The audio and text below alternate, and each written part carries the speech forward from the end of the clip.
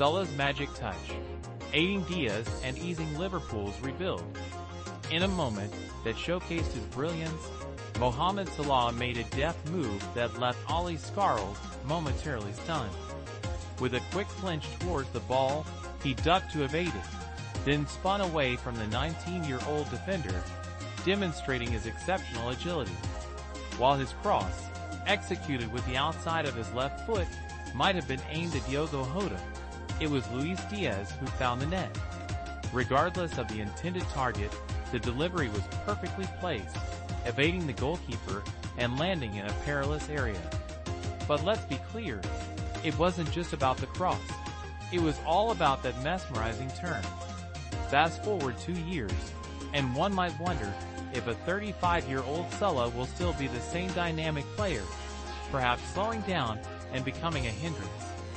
Questions may arise about Liverpool's decision to extend his contract for 2 more years. However, on that Sunday at Anfield, no one was questioning the wisdom of the deal. Salah's 55th goal involvement of the season was not just a statistic. It was a testament to his creativity and skill. Few players possess the vision to execute such a move, and even if age begins to take its toll, having Salah's unique flair for a few more months is undoubtedly a valuable asset. Beyond the joy of witnessing Salah's extraordinary talent, his presence significantly eases Liverpool's rebuilding process. If Virgil van Dijk also signs a new contract, the club can focus on their redevelopment without the urgency of filling 2 massive gaps in the squad. However, some reconstruction is essential. It's a rare privilege for any manager to inherit a squad as talented as the one Jurgen Klopp left for Arne Slot. Yet a year later, some fine-tuning is necessary. Certain players, like Darwin Núñez and Harvey Elliott, seem to be out of favor with Slot, while others, such as Andy Robertson, appear to be feeling the effects of age.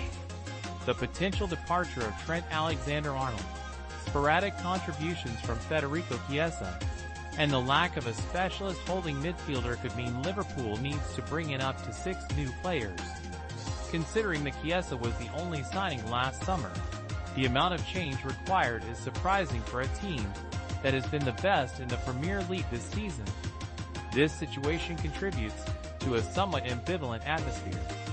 Liverpool has been efficient, if not always spectacular, maintaining consistency in a season where other contenders have stumbled. It's not their fault that rivals have faltered, leading to a lack of title race excitement. This particular win exemplified that, as the match lacked tension despite its thrilling finish.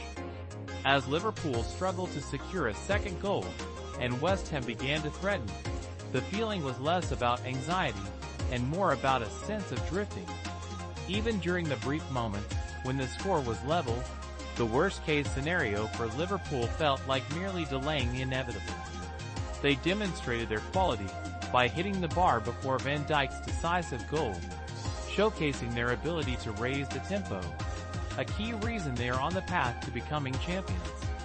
While Liverpool showed signs of fatigue in early February, Arsenal has failed to capitalize, winning only 2 of their last 7 league matches.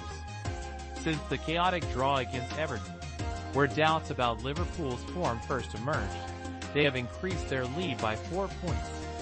If Liverpool is racing towards the finish line, it's because that line is also moving closer to them as they push forward.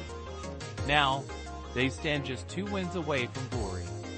If Arsenal loses to Ipswich next Saturday, Liverpool could clinch the title at Leicester the following Sunday, with 5 matches still to play. A more likely scenario might see them secure their record-equaling 20th title at home against Tottenham on the last weekend of the month. Or perhaps Arsenal will inadvertently hand it to them by dropping points against Crystal Palace earlier in the week. While the narrative may not build to a dramatic crescendo, a point is still a point, whether earned in August or May. It's not Liverpool's fault that others couldn't keep pace long enough to exploit any potential fatigue in the final stretch. Wrapping up the title by the end of April would be a remarkable achievement. Yet, this success should not breed complacency. There can be no resting on their laurels. Despite their commanding performance this season, there is always room for improvement.